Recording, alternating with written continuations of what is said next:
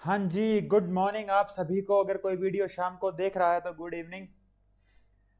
मैं अमन शर्मा आप सभी का स्वागत करता हूं हमारे यूट्यूब चैनल क्रैकर्स अड्डा के ऊपर। हम लोग पढ़ रहे थे टाइम, स्पीड एंड डिस्टेंस, और इसके अंदर अपना चल रहा था ट्रेन के बारे में, है ना।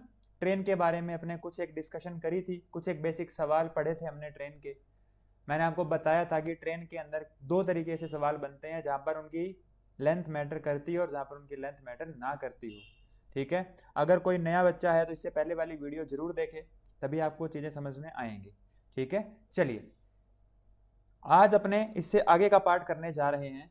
तो देखिएगा हमने क्या पढ़ा था, पहले वो देख लीजिए। एक सवाल करवा दूंगा same as it is, same जो उन्होंने पहले पढ़ा था। उसके बाद अपने फिर आज का कुछ नया पढ़ेंगे। ठीक है। चलिए, क्या पढ़ रहे थे, देखो मैंने आपको क्या बताया था। The length of a train and that of a platform are equal. एक क्या कह रहा है वो, कि एक ट्रेन और प्लेटफॉर्म की लंबाई जो है वो क्या है, बराबर है। अगर ट्रेन की जो गति है, ट्रेन की जो स्पीड है वो कितनी है, 90 किलोमीटर पर आवर है, और ये 1 मिनट में किसी प्लेटफॉर्म को पूरा क्रॉस कर जाती है। यानी कि इस तरीके से कि एक आपके पास में क्या है, देखिएगा, एक आपके पास में ये प्लेटफॉर्म था इतना बड़ा, और एक कोई ट्रेन थी। ये ट्रेन जो है इस प्लेटफॉर्म को पूरा पार कर जाती है। ठीक है। कितनी देर में, 1 मिनट में। तो आपको ये बताना है कि ट्रेन की लंबाई कितनी है। हालांकि मैंने ये गलत बनाया है, क्योंकि वो ये कह रहा है कि लंबाई बराबर है। तो कुछ कुछ ऐसा सा बनेगा कि ये मान लीजिए प्लेटफॉर्म है और ये मान लीजिए ट्रेन है। ठीक है, इस तरीके से कुछ। ठीक है। अब थोड़ा थोड़ा ऐसा लग रहा है कि बराबर सी। तो कुल मिलाकर ये क्या कहना चाह रहा है, ये कहना चाह रहा है कि जो टाइम आपको स्पीड दे रखा है, ट्रेन की स्पीड जो है वो कितनी है, 90 किलोमीटर पर आवर।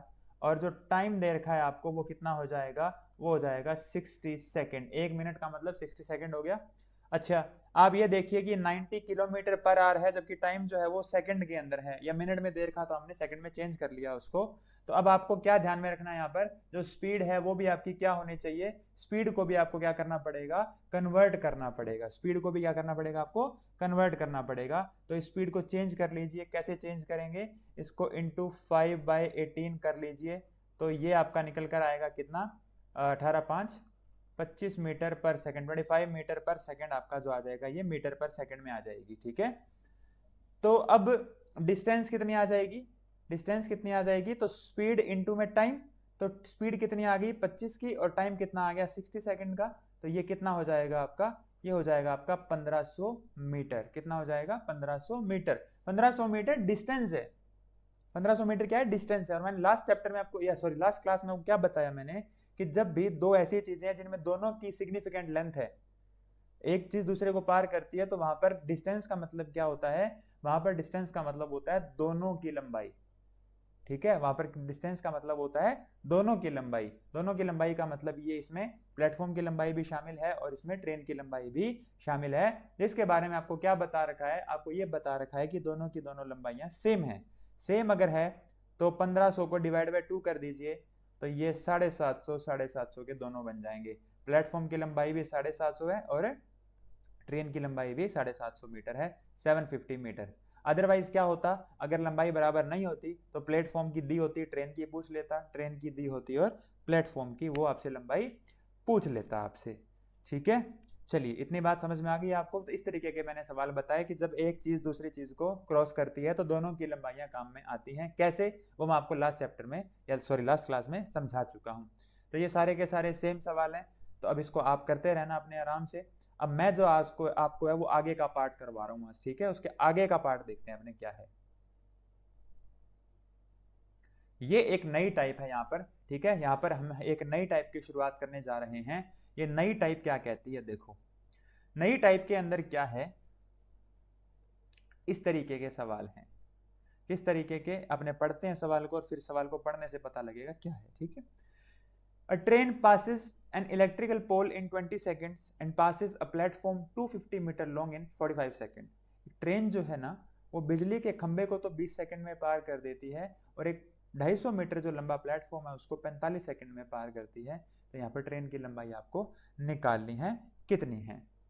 अब देखो, इससे पहले वाले सवालों में क्या हो रखा था, दो चीजें दे रखी होती थी, डिस्टेंस दे के, टाइम दे के, स्पीड पूछ लेगा। मतलब तीन चीजें होती है, टाइम, स्पीड और डिस्टेंस।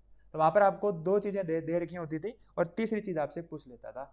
यहां पर एक ही चीज दे रखी है, यहां पर एक ही चीज दे रखी है, कैसे मैं आपको बताऊंगा अभी, लेकिन दो कंडीशंस हैं, तो आपको दो कंडीशन से दोनों बातें निकालनी है। कैसे, मैं आपको समझाता हूं, फिर आपको पता लग जाएगा। ठीक है, चलिए देखिएगा। एक ट्रेन एक बिजली के खंभे, कंडीशन नंबर एक पढ़ो पहले, है ना, एक एक करके कंडीशन को पढ़ते हैं हम। एक नंबर कंडीशन को पढ़ते हैं पहले कि a train passes an electrical pole in 20 seconds. बस इतना सा पढ़ो पहले, इतना सा, कि क्या है, एक ट्रेन जो है वो बिजली के खंभे को कितने समय में पार करती है, 20 सेकंड में। अब बताओ, अगर ट्रेन के खंभे को 20 सेकंड में पार करती है, सिर्फ टाइम दे रखा है, ठीक है, सिर्फ टाइम क्या दे रखा है, सिर्फ टाइम दे रखा है। पोल को क्रॉस करने में कितना टाइम लगता है, पोल को क्रॉस करने में कितना टाइम लगता है, 20 सेकंड। क्या आपको स्पीड दे रखी है, नहीं। क्या आपको डिस्टेंस पता है, नहीं। ट्रेन की लंबाई पता है, नहीं, कुछ भी नहीं पता, सिर्फ इतना पता है। लेकिन जब ऐसी कंडीशन होती है तो फिर वहां पे कंडीशनें दो होती हैं। फिर आपको एक और बात बताई गई है, क्या, कि पास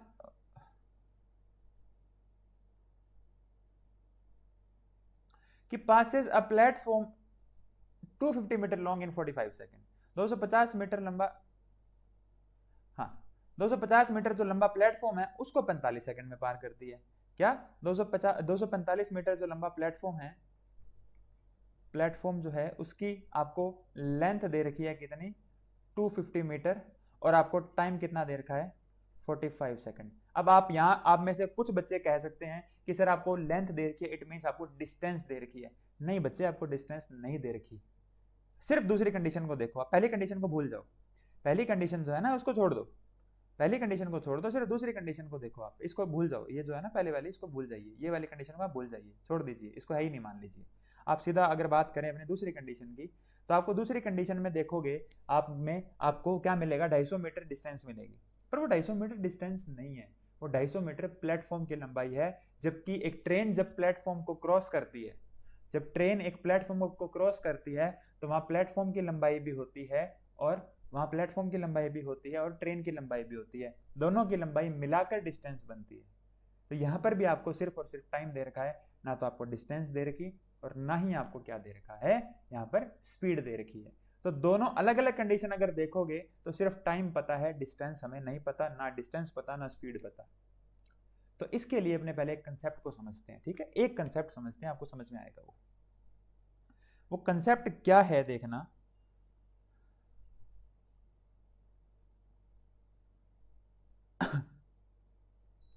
हाँ, वो कंसेप्ट क्या है ये देखना। दिल्ली से जयपुर जाना है और दिल्ली से कोटा जाना है, ठीक है। एक ट्रेन है, दिल्ली से चलती है, जयपुर जाती है और आगे वो कोटा चली जाती है। सपोज करो, मेरे को नहीं पता कोटा पहले आता होगा शायद, बट सपोज करो दिल्ली से जयपुर जाती है, दिल्ली से कोटा जाती है, ठीक है। अब दिल्ली से जयपुर की जो दूरी है वो है, सपोज करो 400 किलोमीटर, और दिल्ली से जो कोटा की दूरी है वो सपोज करो है 1000 किलोमीटर, ठीक है।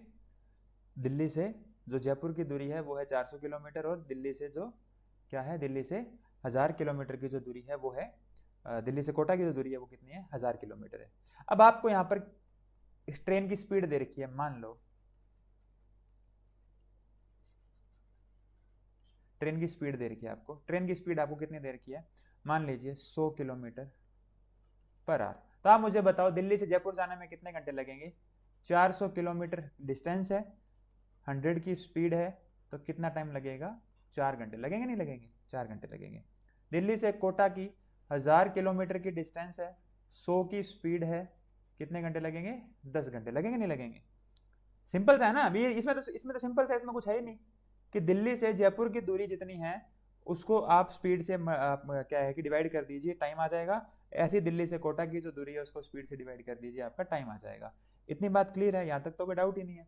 लेकिन अब आपको एक चीज नोटिस करनी है, वो नोटिस क्या करना है वो देखो। नोटिस आपको ये करना है कि डिस्टेंस का फर्क कितना है, क्या 600 किलोमीटर का नहीं है,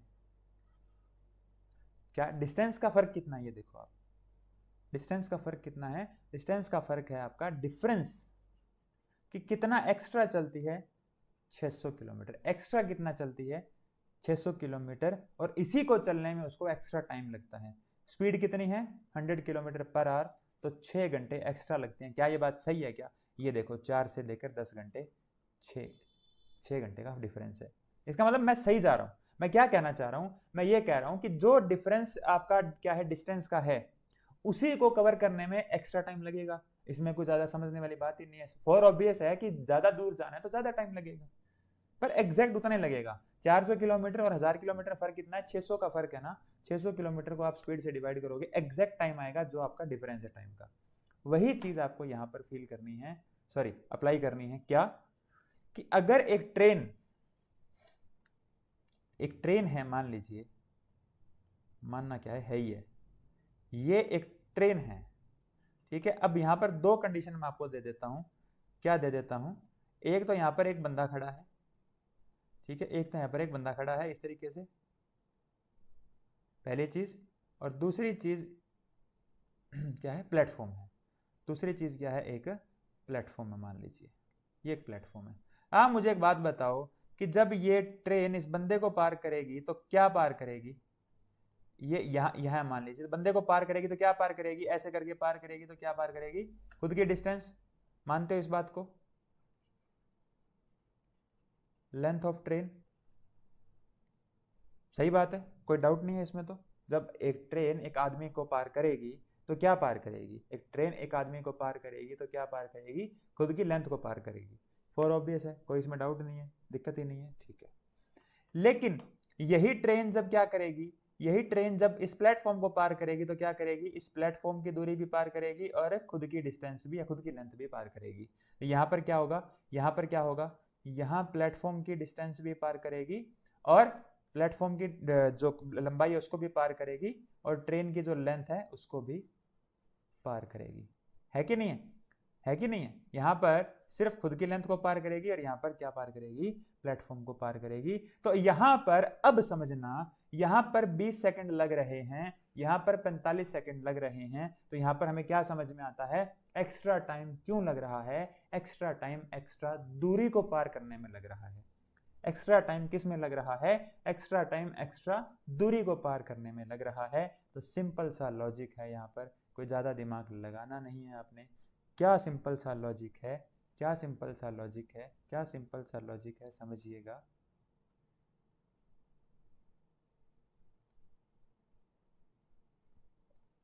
हाँ, तो सिंपल सा लॉजिक क्या है देख लीजिए। सिंपल सा लॉजिक ये है मेरा कि पहली कंडीशन में वो क्या पार करती है? Length of train. Second condition में क्या पार करती है? पहली कंडीशन में लेंथ पार करती है, दूसरी कंडीशन में क्या पार करती है? ट्रेन की लेंथ प्लस प्लेटफॉर्म। तो ट्रेन तो दोनों में सेम ही है, ट्रेन तो दोनों में सेम है, फर्क किसका है? प्लेटफॉर्म की लंबाई का। तो यानी कि जो 250 मीटर का प्लेटफॉर्म है, इसको पार करने में 25 सेकंड लगते हैं। क्या मैं ये कह सकता हूं कि नहीं कह सकता? भाई एक बात बताओ, एक बात बताओ, एक बात मुझे बताओ कि आपके पास में कितना है यहां पर? पहले पहले क्या था? आदमी था, या सॉरी पोल था, एक ही बात है। उसके बाद में एक प्लेटफॉर्म है, तो डिफरेंस जो होगा दोनों में क्या होगा? अगर पोल को पार करेगी तो खुद की लंबाई, और अगर प्लेटफॉर्म को पार करेगी तो खुद की लंबाई और प्लेटफॉर्म की लंबाई। डिफरेंस क्या है? ज्यादा टाइम क्यों लग रहा है? ज्यादा टाइम उस प्लेटफॉर्म को पार करने में लग रहा है। तो डिफरेंस किस चीज का है? उस प्लेटफॉर्म की लंबाई का है।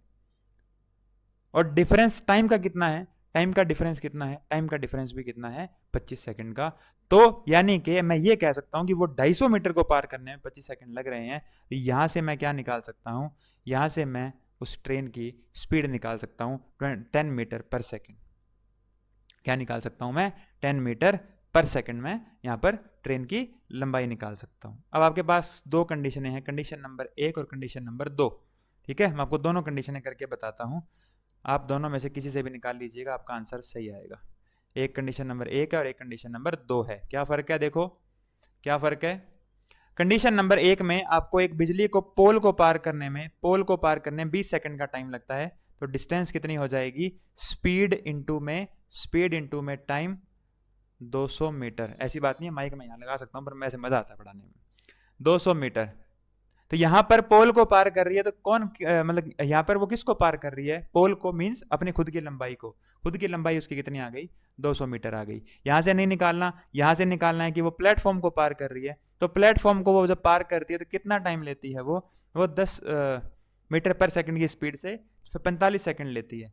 तो स्पीड इंटू में टाइम कितना आ जाएगा बच्चे? 450 मीटर। कितना आ जाएगा बच्चे? 450 मीटर। बट 450 मीटर में लंबाई भी है और प्लेटफॉर्म भी है, तो प्लेटफॉर्म को आप यहाँ से क्या कर दीजिए? माइनस कर दीजिए। तो आपके ट्रेन की लंबाई कितनी आ जाएगी? ट्रेन की लंबाई कितनी आ जाएगी आपकी? 200 मीटर आ जाएगी। 200 मीटर आपकी आ जाएगी। अब यहां पर आप कमाल देखिए रेशियो का। रेशियो का कमाल देखिए एक बार आप। कंसेप्ट समझ में आ गया ना? कंसेप्ट अगर समझ में आ गया तो रेशियो का कमाल देखो तुम, कि रेशियो कितनी कमाल की चीज है। कि पहले कितना टाइम लगता, स्पीड तो सेम है ना, दोनों केसेस में स्पीड सेम है। पहले कितना टाइम लगता था? पहले 20 सेकंड लगते थे, और दूसरे कंडीशन में 45 सेकंड। तो 5 चौका 20 और 5 9 45। टाइम का रेशियो आ गया 4:9। तो डिस्टेंस का रेशियो कितना आ जाएगा? 9:4। डिस्टेंस का रेशियो कितना आ जाएगा? 9:4। डिफरेंस कितना? Oh sorry sorry sorry sorry sorry भाई सॉरी। डिस्टेंस का रेशियो भी कितना आ जाएगा? 4:9 ही आ जाएगा। क्योंकि ये क्या होते हैं? ये क्या होते हैं? ये अनुक्रमानुपाती है, डायरेक्टली प्रोपोर्शन होते हैं। क्यों? टाइम अगर स्पीड सेम है, कांस्टेंट स्पीड अगर, तो जितना ज्यादा टाइम लग रहा है स्पीड, क्योंकि उतनी ही ज्यादा डिस्टेंस है। टाइम ज्यादा लग रहा है क्यों? ज्यादा डिस्टेंस के लिए। ठीक है, तो इस कंडीशन में क्या है? ये अनुक्रमानुपाती होते हैं, डायरेक्टली प्रोपोर्शन होते हैं। तो कितनी ज्यादा डिस्टेंस कवर कर रहा है रेशियो में? 5। और वैसे कितनी ज्यादा कवर कर रहा है? 250 मीटर। क्यों? ट्रेन तो पहले भी थी, ट्रेन बाद में भी है। डिफरेंस किस चीज का है? प्लेटफॉर्म का। तो 5 रेशियो की वैल्यू ये है, 1 रेशियो की वैल्यू 50 आ गई। 1 वैल्यू की 50 आ गई, तो यहाँ पर 50 चौका 200, 54 जा 200, और 59 जा 450। तो ये 250 मीटर आपकी लेंथ आ गई। क्यों? क्योंकि इस वाली कंडीशन में जब वो पोल को पार करती है, तो उस कंडीशन में सिर्फ और सिर्फ लेंथ ही होती है। तो 200 जो आई है वो सारी की सारी लेंथ ही आई है। तो ज्यादा दिमाग लगाने की जरूरत नहीं है। ये पेपर में करने का तरीका है। चलिए, अब मैंने 10 मिनट लगाकर एक सवाल समझाया। अब अगले सवाल मैं 1-1 मिनट में करवा दूंगा तुम्हारे को, एंड आई होप आपको समझ में आएंगे। वो आ जाएंगे समझ में? कर लोगे? चलो ठीक है, देखिएगा फटाफट से क्या है।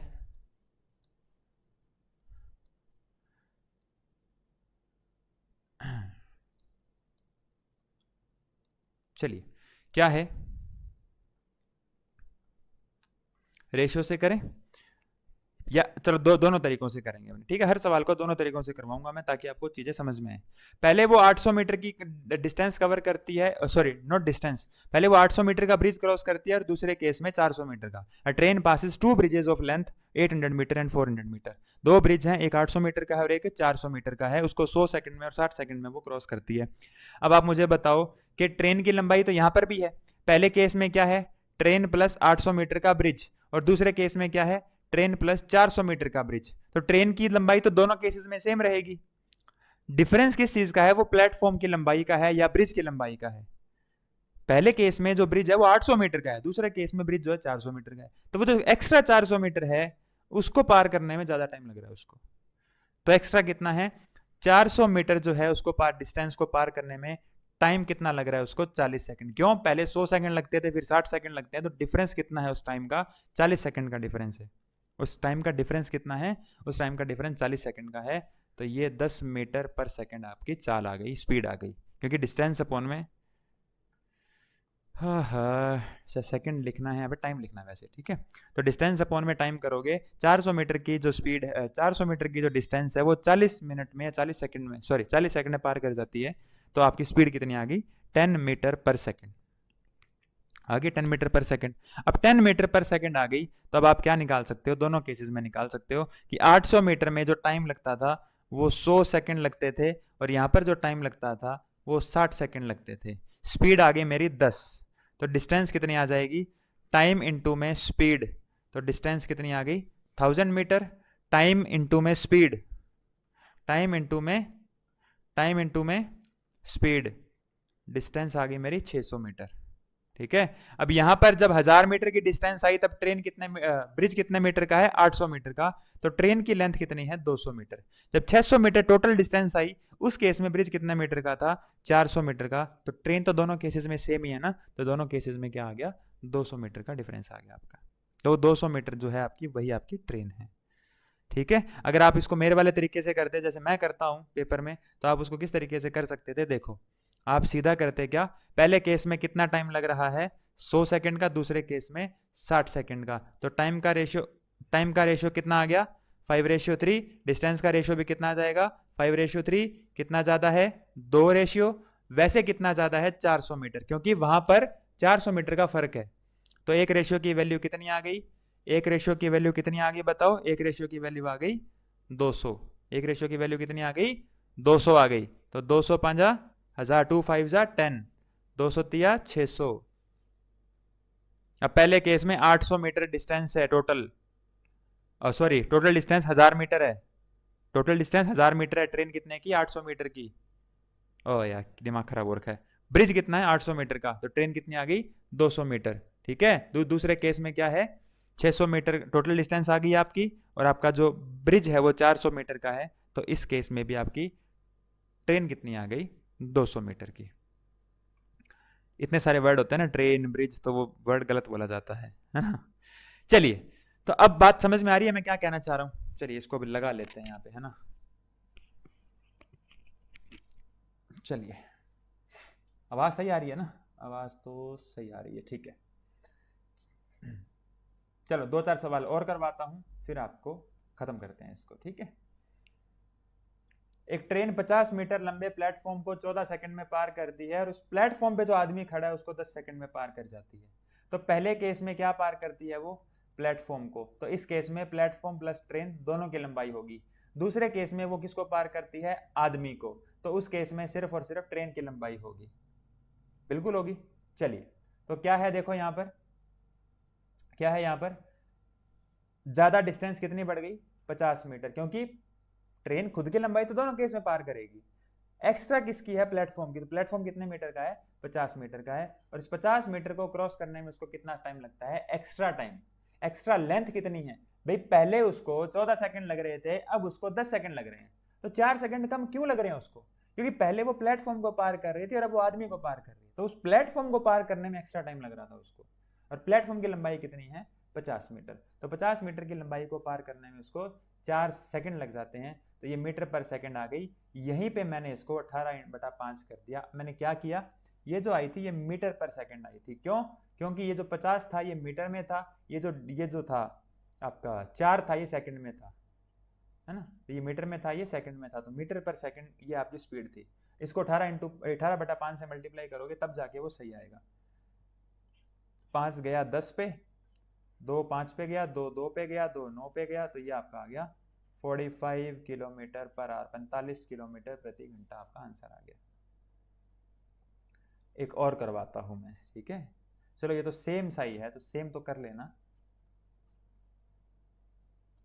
है तो ये भी सेम, पर चलो एक आधा मैं करवा देता हूँ, एक और करवा देता हूँ मैं, ठीक है। क्या कह रहा है, ए ट्रेन मूव कर रही है pass telegraph post and a bridge of 264 metre long in 8 second and 20 second.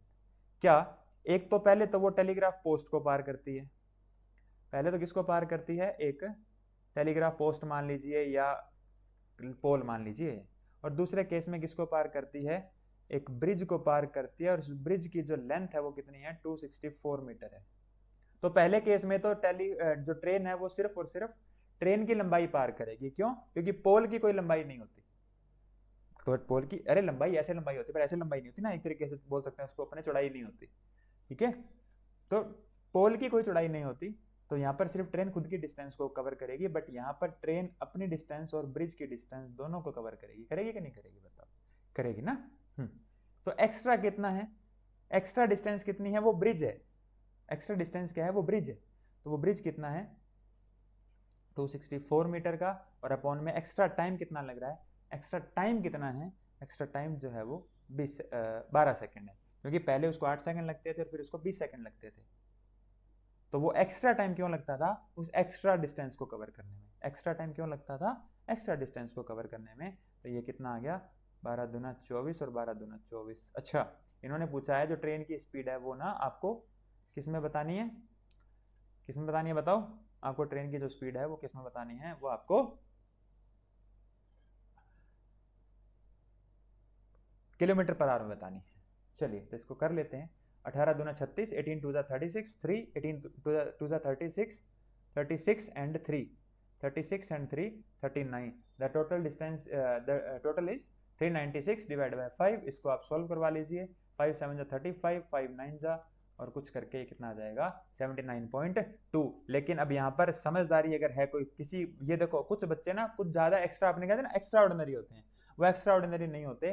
होता क्या है, अब यहाँ पर जब आपने 18/5 से इसको मल्टीप्लाई किया तो आपको पता था कि 5 का पूरा पूरा डिवाइड नहीं जाएगा, आपको पता था कि 5 का पूरा पूरा डिवाइड नहीं जाएगा, तो ये दोनों ऑप्शन पहले से ही एलिमिनेट हो गए। ठीक है, और ये भी एलिमिनेट हो जाएगा। क्यों? जब भी आप 5 का डिवाइड करोगे, ध्यान रखना, ठीक है, आप ध्यान रखना, जब भी 5 का डिवाइड करोगे पॉइंट में 5 कभी नहीं आएगा। 5 का डिवाइड कभी भी करोगे पॉइंट में 5 कभी नहीं आएगा, मतलब पॉइंट में कभी भी एक ऑड नंबर नहीं आएगा, पॉइंट में हमेशा इवन नंबर आएगा। 5 का डिवीजन का रूल है ये, कि 5 का जब डिवाइड करते हो आप तो क्या आता है, हमेशा एक इवन नंबर आता है। कभी भी देख लेना आप, पॉइंट में नहीं कह रहा मैं, जब भी आप एक ऐसी चीज में डिवाइड करते हो तो पूरी पूरी, जैसे 22 इंटू 18 ये पूरा पूरा सा था ना, ये पूरा पूरा था, तो वो आगे सॉल्व नहीं करवाता, वो 79 कुछ निकालने की जरूरत ही नहीं होती उसको, सीधा करता है जी ये एक ही ऑप्शन बचता है, बाकी बचते नहीं है, मतलब इसको सॉल्व नहीं करना होता, 22 इंटू 18/5 को सॉल्व नहीं करना होता, सीधा फोर्थ ऑप्शन टिक खत्म, आगे चलो। हाँ, एक मन में तसल्ली हो जाती है कि यार एग्जैक्टली याद आता है तो तसल्ली हो जाती है कि हाँ हमने सही किया था, वो एक अलग बात है। चलिए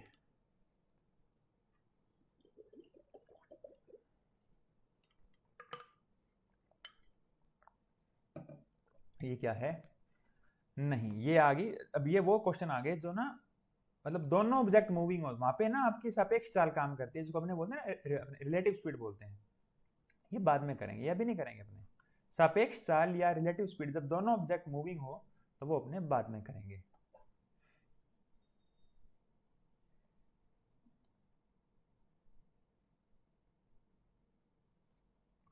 तो कर लोगे फिर, ये तो है ना।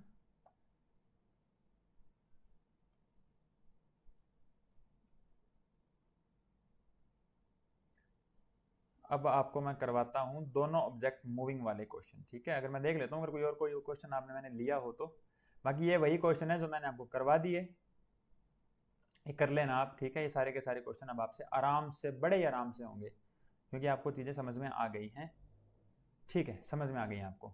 अब मैं आपको एक बात बताता हूं, देखो अब आपको एक नया कंसेप्ट समझाता हूं, सवाल अपने कल करेंगे, लेकिन अभी के लिए मैं आपको एक कंसेप्ट समझाता हूं, कंसेप्ट ऑफ रिलेटिव स्पीड। क्या समझाता हूं मैं, समझना इस बात को, क्या समझाता हूं मैं, कंसेप्ट ऑफ रिलेटिव स्पीड। हो जा भाई, रिलेटिव स्पीड क्या होती है, हिंदी में कहते हैं सापेक्ष चाल, हिंदी में क्या कहते हैं इसको, सापेक्ष चाल, if I am not wrong. हम वो लोग हैं जिसको ना हिंदी आती है और ना पूरी इंग्लिश आती है, इंग्लिश में पूरी तरह फ्लुएंटली बात कर नहीं सकते और इंग्लिश हिंदी पूरी आती नहीं है। चलिए, तो रिलेटिव स्पीड है, सापेक्ष चाल है। सापेक्ष चाल का मतलब क्या है, यहाँ पर आप अब समझिए इस चीज को। सापेक्ष चाल क्या होती है, जब भी दो ऑब्जेक्ट मूविंग हो, दोनों ऑब्जेक्ट मूविंग हो, कैसे, मैंने आपको एक एग्जांपल दिया था, मैंने आपको एक एग्जांपल दिया था, क्या एग्जांपल दिया था मैंने आपको एक एग्जांपल दिया था कि आप नानी घर गए, आप नानी घर गए, ठीक है, एक आपका पापा घर है, नानी घर जब आप गए, आप वहां पर पानी की बोतल भूल गए, मान लो दिवाली की छुट्टियों में जाते थे, कोई चीज वहां रह गई, ठीक है, मान लीजिए वहां पानी की बोतल या स्कूल का बैग भूले, एक तरीके से मान लो आप वापिस आ गए, स्कूल का बैग भूले, क्या होता था आपके जिंदगी में, ये केस हुआ होगा, ये नहीं तो कुछ और तरीके का हुआ होगा, पर हुआ होगा। तो होता क्या था, होता ये था कि अगले दिन फिर इधर से पापा जाते थे, 4 गालियां निकालते थे, और इधर से फिर मामा आता था, है ना, ये एक दूसरे की तरफ चलते थे, क्या जरूरत है भाई, मामा घर आके देके जा सकता है, पापा नानी घर जाके लेके आ सकते हैं, बट अगले बीच का रास्ता निकालते थे, एक तो ईगो क्लैशेस होते थे, दूसरा बाकी ऐसे जाएंगे अगर तो डिस्टेंस जल्दी से कवर होगी। जल्दी से कवर क्यों होगी बताओ, जल्दी से कवर इसलिए होगी क्योंकि यहाँ दोनों की स्पीड काम कर रही है, यहाँ कुछ डिस्टेंस मामा कवर कर रहे हैं और कुछ डिस्टेंस जो है आपके फादर कवर कर रहे हैं, तो दोनों डिस्टेंस कवर कर रहे हैं, तो डिस्टेंस और जल्दी से कवर होती है। इसको बोलते हैं अपने रिलेटिव स्पीड। मतलब जब दो चीज़ों की डिस्टेंस, दो से ज़्यादा भी हो सकती है बट अपने दो पे काम करते हैं, दो चीज़ों की जब आप स्पीड काम करती है किसी काम को करने में, तो या किसी डिस्टेंस को कवर करने में, तो उसको बोलते हैं रिलेटिव स्पीड। इसका उल्टा केस भी हो सकता है, इसका उल्टा केस भी हो सकता है। ठीक है, यहाँ पर एक चोर खड़ा है मान लीजिए, और यहाँ पर पुलिस है। जैसे ही पुलिस ने चोर को देखा, क्या होगा, चोर दूसरी तरफ भागना शुरू करेगा, इस तरफ भागना शुरू करेगा, और पुलिस भी इस तरफ भागना शुरू करेगी। तो क्या पुलिस आसानी से पकड़ लेगी? नहीं, आसानी से नहीं पकड़ पाएगी, उसको वक्त लगेगा। क्यों? दोनों सेम डायरेक्शन में भाग रहे हैं। पुलिस कुछ डिस्टेंस कवर करती है, इतने में चोर और आगे निकल जाता है, फिर पुलिस कुछ डिस्टेंस कवर करती है, चोर और आगे निकल जाता है। तो यहाँ पर दो तरीके की कंडीशन बन जाती है। एक तो क्या होती है, एक तो क्या हो जाती है बच्चे, एक हो जाती है अपोजिट डायरेक्शन के अंदर रिलेटिव स्पीड क्या होती है, और एक आपकी हो जाती है सेम डायरेक्शन के अंदर, सेम डायरेक्शन के अंदर क्या होती है, रिलेटिव स्पीड काम करती है, रिलेटिव स्पीड काम करती है। अब मैं आपको एग्जांपल देता हूं, इसी को थोड़ा सा और इलेबोरेट करने की कोशिश करता हूं, नंबर्स लेके कैसे इलेबोरेट करने की कोशिश करता हूं मैं। देखना कि एक कोई डिस्टेंस है ए और एक डिस्टेंस, या इसको ये मान लेते हैं दिल्ली है और एक जयपुर है। ठीक है, अब यहां से दो गाड़ियां चली, ट्रेन मान लीजिए, कार मान लीजिए, कार मान लेते हैं, एक इधर से चली और एक इधर से चली। ठीक है, दो कार चली, एक इधर इसके पास फोर्ड है और इसके पास में मारुति है। स्पीड है इनकी, सपोज करो इसकी है 50 किलोमीटर पर आवर और इसकी है 70 किलोमीटर पर आवर, और जो डिस्टेंस है यहाँ के बीच की वो मान लीजिए 600 किलोमीटर है। जो डिस्टेंस है वो कितने किलोमीटर है, 600 किलोमीटर है। दिल्ली जयपुर के बीच की जो डिस्टेंस है वो 600 किलोमीटर है। अब आप मेरे को एक बात बताओ कि एक घंटे में कितनी दूरी कवर हो जाएगी, एक घंटे में कितनी दूरी कवर हो जाएगी बताओ। दोनों को मिलना है सिर्फ, और कुछ नहीं करना। कितनी दूरी कवर हो जाएगी? यहाँ वाला जो फोर्ड वाला है, फोर्ड वाला एक घंटे में कितना चल जाएगा, 50 किलोमीटर, और जो जयपुर वाला, जो जयपुर से मारुति वाला चला था, वो कितना चलेगा, 70 किलोमीटर एक घंटे में। स्पीड कितनी, 50 किलोमीटर पर आवर, एक घंटे में 50 किलोमीटर चलता है, और ये एक घंटे में 70 किलोमीटर चलता है। तो एट द एंड एक घंटे में कितना चल लेंगे, कितनी डिस्टेंस कवर हो जाएगी दोनों की, 120 किलोमीटर कवर हो जाएंगे। उन दोनों के बीच की कितनी डिस्टेंस कवर हो जाएगी, 120 किलोमीटर कवर हो जाएंगे। होंगे कि नहीं होंगे? सामान्य सी बात है ना, अभी 50 किलोमीटर वो चल गया, 70 किलोमीटर वो चल गया, दोनों कहीं ना कहीं 120 किलोमीटर कवर कर चुके हैं। तो ज्यादा तेजी से डिस्टेंस कवर होती है।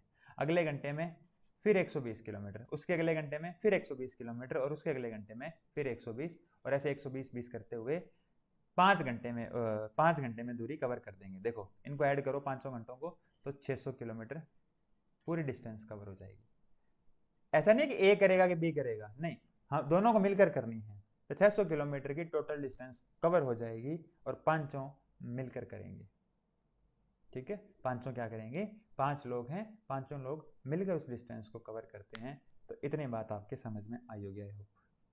तो यहाँ पर हम क्या कह देते हैं, इसको आसान भाषा में बताने के लिए हम ये कह देते हैं कि रिलेटिव स्पीड कितनी होती है, a प्लस बी। मतलब दोनों स्पीड को जोड़ देंगे तो आपकी रिलेटिव स्पीड आ जाएगी। इसको कैसे करेंगे, इन सवालों को किस तरीके से किया जाता है, देखना। इन सवालों को इस तरीके से किया जाता है कि कितनी डिस्टेंस कवर करनी थी, डिस्टेंस कितनी कवर करनी थी, 600, और स्पीड क्या है, सेम डायरेक्शन में है ना, सॉरी अपोजिट डायरेक्शन में है ना, ज्यादा तेजी से दूरी कवर होगी। ज्यादा तेजी से दूरी कवर होगी तो क्या बोल सकते हैं अपने यहाँ पर अपने क्या बोल सकते हैं कि 50 + 70 टोटल 120 किलोमीटर पर आवर की स्पीड हो गई। एट द एंड वो स्पीड कितनी है, इफेक्टिवली स्पीड कितनी है, वो 120 किलोमीटर पर आवर की स्पीड आ रही है। चाहे दोनों अलग अलग हैं, बट इफेक्टिवली देखोगे तो स्पीड कितनी आएगी, 120 किलोमीटर की। तो आपका टाइम कितना आ जाएगा, डिस्टेंस अपॉन में स्पीड, आपका टाइम आ जाएगा 5 घंटे। तो एट द एंड मैं क्या कहना चाह रहा हूं, मैं आपको ये बताना चाह रहा हूं कि जब भी अपोजिट डायरेक्शन में जाएंगे तो क्या होगा, अपोजिट डायरेक्शन में जब जाएंगे तो क्या होगा, इस तरीके से चीजें काम करेंगी कि स्पीड ऐड हो जाएगी। क्लियर है? दूसरे केस में क्या होता है, सेकंड केस में, सेकंड केस में क्या होता है देखना। सेकंड केस में ये होता है कि जब पुलिस ने चोर को देखा तो चोर खड़ा था वहां पे, चोर ने भी पुलिस को देख लिया आते हुए भी, ये तो आगे पकड़ने के लिए। अब चोर भागेगा। अब मान लो कि ये पुलिस खड़ी है और ये यहाँ चोर खड़ा है, इनके बीच की जो डिस्टेंस है वो मान लो 600 मीटर है। वो किलोमीटर थी ना, यहाँ मीटर मान लेते हैं। 600 मीटर से पुलिस वाले ने चोर को देख लिया कि वो खड़ा। अब ये भागना शुरू करेगा। ये मान लो थीफ भागना शुरू करता है 50 मीटर पर सेकंड की स्पीड से, और पुलिस वाला भागना शुरू करता है 70 मीटर पर सेकंड की स्पीड से।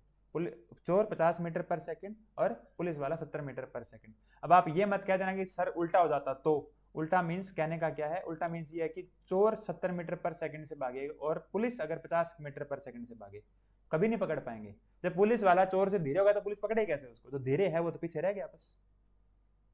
ठीक है, अपोजिट डायरेक्शन में फर्क नहीं पड़ता, बट सेम डायरेक्शन में फर्क पड़ता है। सेम डायरेक्शन के अंदर फर्क क्यों पड़ता है? क्योंकि आप एक दूसरे के पीछे भाग रहे हो। तो जब पीछे भागोगे तो आपकी स्पीड ज्यादा होनी चाहिए दूसरे वाले से, तभी तो उसको पकड़ोगे यार। ये तो कॉमन सेंस है। चलो, अब 1 सेकंड बाद क्या होगा? 1 सेकंड बाद क्या होगा? 1 सेकंड बाद, 1 सेकंड में पुलिस वाला 70 चलेगा, लेकिन उतने में थीफ 50 मीटर और आगे जा चुका होगा। भाई टोटल डिस्टेंस 600 मीटर की थी, अब पुलिस वाला 70 मीटर आगे आ गया। पुलिस वाले ने वो डिस्टेंस कवर कर दी 70 मीटर की, बट चोर भी तो आगे चला गया, तो उसने वो डिस्टेंस बढ़ा दी है। पुलिस वाले ने 70 मीटर कवर किए 600 में से, ठीक है, वो बात आपकी जायज है। 600 में से 70 मीटर आगे आ गया, मतलब वो डिस्टेंस कवर हो गई, बट थीफ ने वो स्पीड बढ़ा दी, वो 50 मीटर और आगे चला गया, तो 50 बढ़ भी तो गई ना। टोटल 600 मीटर थे। अब 600 में से क्या हुआ, पुलिस वाले ने 70 मीटर चले तो उतनी दूरी कम होगी, बट पुलिस वाला और आगे चला गया, चोर और आगे भाग गया 50 मीटर, उसने दूरी बढ़ा दी। तो एट द एंड फर्क कितना पड़ा? 1 मिनट, 1 सेकंड में कितना फर्क पड़ा? 1 सेकंड में फर्क पड़ा 20 मीटर का, क्योंकि पहले 600 मीटर की दूरी थी दोनों के बीच में, और अब 580 मीटर की दूरी है। दोनों के बीच में गैप सिर्फ कितना है? 1 सेकंड बाद में 20 मीटर का गैप कम हुआ है। अगले सेकंड फिर 20 मीटर का कम होगा, उससे अगले सेकंड फिर 20 मीटर का कवर होगा। इस तरीके से पुलिस वाले चोर को पकड़ लेंगे। बट यहाँ पर आप एक चीज देखिएगा, ये 20 मीटर क्या है? ये यही 20 मीटर है कि यहाँ पर इसकी स्पीड 70 थी और इसकी 50 थी। वो 70 चलता है, उतने में वो 50 आगे चला जाता है। तो इफेक्टिवली क्या होता है? इफेक्टिवली 20 मीटर पर सेकंड का गैप पड़ता, 20 मीटर ही डिस्टेंस आपकी कवर हो पाती है 1 सेकंड में। जब वो 70 चलता है तो वो और आगे 50 चला जाता है। तो एट द एंड 1 सेकंड में होता क्या है? वो जो डिफरेंस है ना 20 मीटर का, वही कवर हो पाता है। ठीक है, फिर अगले सेकंड में फिर 20 मीटर, फिर अगले सेकंड में 20 मीटर, ऐसे करके कवर करना पड़ेगा। तो यहाँ पर हमारा कंक्लूजन क्या है? जो रिलेटिव स्पीड होती है ना, वो माइनस हो जाती है, a माइनस बी। जब यहाँ अपोजिट डायरेक्शन में प्लस होती है तो सेम डायरेक्शन में माइनस। सेम डायरेक्शन का मतलब ये होता है कि एक आदमी जा रहा है, उसी डायरेक्शन में दोनों जा रहे हैं। क्लियर होगी बात? तो मैंने कंक्लूजन क्या निकाला कि रिलेटिव स्पीड अगर आप पढ़ रहे हो, तो अगर उनकी अपोजिट डायरेक्शन है तो ऐड हो जाएंगी, और अगर उनकी सेम डायरेक्शन है तो लेस हो जाएंगी, या आपको क्या लेना है? डिफरेंस लेना है। और यहाँ पर आपको क्या लेना है? सम लेना है। अगर अपोजिट डायरेक्शन है तो सम लेना है, और अगर सेम डायरेक्शन है तो आपको क्या लेना है? डिफरेंस लेना है। आप इस कंसेप्ट को समझिए, सवाल कर लेंगे, सवाल कोई बहुत बड़ी बात नहीं, क्वेश्चन करना कोई बहुत बड़ा टास्क नहीं होता। अगर कंसेप्ट समझ में आ जाए इंसान के, क्वेश्चन करना बहुत बड़ा टास्क नहीं होता है। तो 37-38 मिनट की वीडियो होगी ये। तो अपने इससे आगे वाली वीडियो में, अब ये कंसेप्ट क्या है आपका समझ लेना, इससे आगे वाली वीडियो के अंदर फिर मैं आपको इस पे क्वेश्चन कराऊंगा। बस इतना ही है इनमें, और ज़्यादा नहीं है। फिर अपने पढ़ेंगे ट्रेन का एक्सीडेंट, कि अगर ट्रेन का एक्सीडेंट हो जाए तो क्या हो। सिंगल एक्सीडेंट, एक बार एक्सीडेंट हो, फिर डबल एक्सीडेंट, 2 बार एक्सीडेंट हो, तो उस केस में क्या करना है। ठीक है, चलिए मिलेंगे फिर अपने दोबारा से, तब तक अपना ख्याल रखिए। धन्यवाद।